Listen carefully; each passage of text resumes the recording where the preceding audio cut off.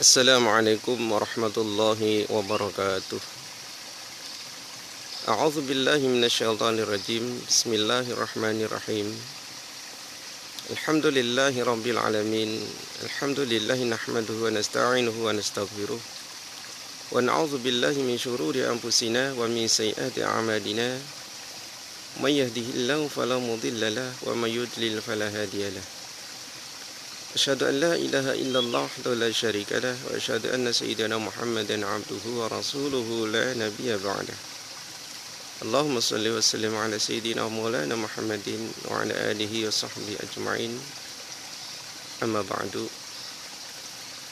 Kaum muslimin muslimat, para penonton, pemirsa dan para pendengar yang saya hormati, di dalam kesempatan siang hari ini kami ingin menyampaikan, menambahi apa yang sudah saya sampaikan di video-video yang lalu yang masih berkisar tentang mengenai puasa Ramadan, yang mana di sana telah saya sampaikan perkara-perkara yang dapat membatalkan puasa, yang diantaranya adalah keluar mani atau sperma.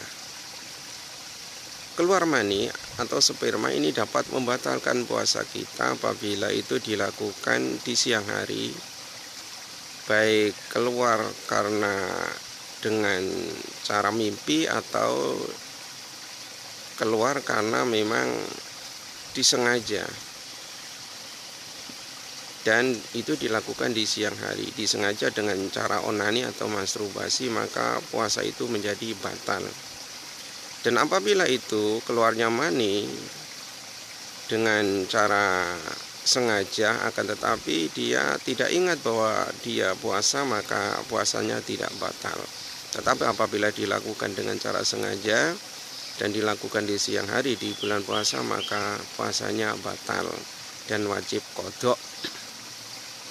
Kemudian berkaitan perkara yang batalkan puasa juga termasuk bersenggama atau bersetubuh. Mengenai bersetubuh ini, para pemirsa, para penonton yang saya hormati, apabila bersetubuh atau bersenggama dilakukan bersama istrinya, berjima dengan istrinya sendiri, maka bagi yang melakukan ini, bagi pelaku, dikenai hukum, yaitu apabila bersenggama dengan istrinya di bulan puasa dan dia sadar bahwa dia sedang berpuasa Ramadan, akan tetapi dia tetap melakukan berjima, bersetubuh dengan istrinya sendiri, maka hukum baginya adalah batal puasanya dan wajib membayar atau mengqadha di hari-hari setelah Idul Fitri, dan dia masih dikenai hukum kafarat. Hukum kifarat atau kafarat, yaitu apa? Kafarat memerdekakan satu budak. Jadi mencari budak kemudian dibebaskan, atau umpamanya tidak menemukan itu, berpuasa 2 bulan dengan cara berturut-turut. Tidak boleh diselai sehari puasa kemudian tidak, kemudian puasa tidak, berturut-turut selama 2 bulan, cara berturut-turut tiap harinya selama 2 bulan. Lah umpamanya tidak mampu untuk berpuasa karena mungkin kondisi badannya, kondisi fisiknya, maka dia harus memberikan 60 orang miskin. Setiap orang miskin, setiap orangnya sebesar 576 gram, atau bisa ditimbang dengan ukuran beras setengah kilo, lebih 1 on kurang sedikit, itu per orang dari 60 orang miskin. Nah, ini bila yang melakukan ini atau orang ini orang yang kaya, maka wajib dipenuhi itu. Bila tidak bisa memerdekakan harus puasa 2 bulan berturut-turut, dan bila itu tidak mampu juga harus memberikan 60 orang miskin. Setiap orangnya setengah kilo 1 on lebih kurang sedikit atau 576 gram. Apabila pelakunya ini orang miskin, jangankan memberikan sesuatu kepada orang lain, memenuhi kebutuhannya sendiri sudah bingung, maka orang seperti ini bebas dari kafarat. Hanya saja harus atau wajib mengqadha puasa yang dibatalkan atau batal karena bersenggama tersebut. Maka harus qadha di hari-hari setelah hari raya Idul Fitri. Lalu kemudian orang yang berjima di siang atau di bulan Ramadan, berjima atau bersetubuh dengan perempuan lain yang bukan istrinya, dengan orang lain, maka ada dua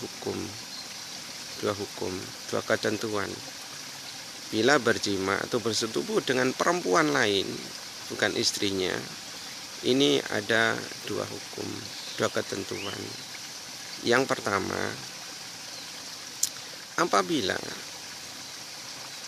bersetubuh dengan orang lain, dengan perempuan lain yang bukan istrinya, dan dilakukan di siang atau di saat bulan Ramadan, di siang hari bulan Ramadan, di bulan Ramadan, maka hukum atasnya, hukum baginya adalah batal puasanya dan wajib membayar atau mengqadha di hari-hari setelah Idul Fitri, dan juga membayar kafarat,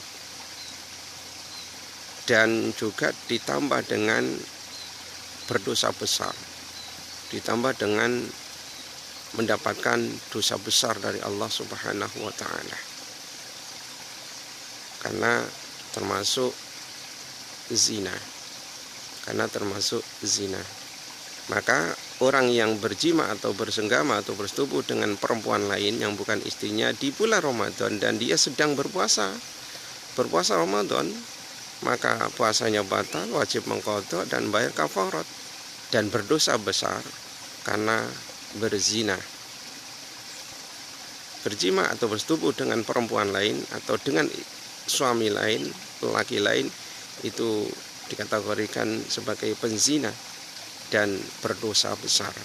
Jadi orang yang bersetubuh dengan orang lain ini hukumnya, bisa saya tekankan, batal puasanya, wajib mengqadhanya dan membayar kafarat, yaitu memerdekakan orang, atau nggak bisa puasa 2 bulan berturut-turut, atau nggak bisa dengan memberikan 60 orang miskin, dan ditambah dengan dosa besar dari Allah Subhanahu wa ta'ala karena pelaku zina. Kemudian yang kedua, ketentuan yang kedua, apabila dilakukannya itu di luar bulan puasa, artinya dia tidak berpuasa di bulan puasa, tapi dia tidak berpuasa, membatalkan puasa, tidak berpuasa, dilakukan di bulan Ramadan akan tapi dia tidak berpuasa, maka hukumnya adalah sebagai pelaku dosa besar, karena berbuat zina, Kemudian para pemirsa yang saya hormati, lalu mengenai musafir, orang yang dalam bepergian jauh, ini diperbolehkan untuk tidak berpuasa demi untuk meringankan beban perjalanannya. Boleh tidak berpuasa, tetapi wajib mengqadha berapa hari dia perjalanan, berapa hari pula dia tidak berpuasa di dalam perjalanan tersebut. Maka diperbolehkan untuk tidak berpuasa selama hari-hari bulan Ramadan, tetapi dia wajib harus mengqadha puasa yang ditinggalkan, yang tidak dikerjakan selama bepergian, diqadha ketika sudah berada di rumah, di tempatnya masing-masing.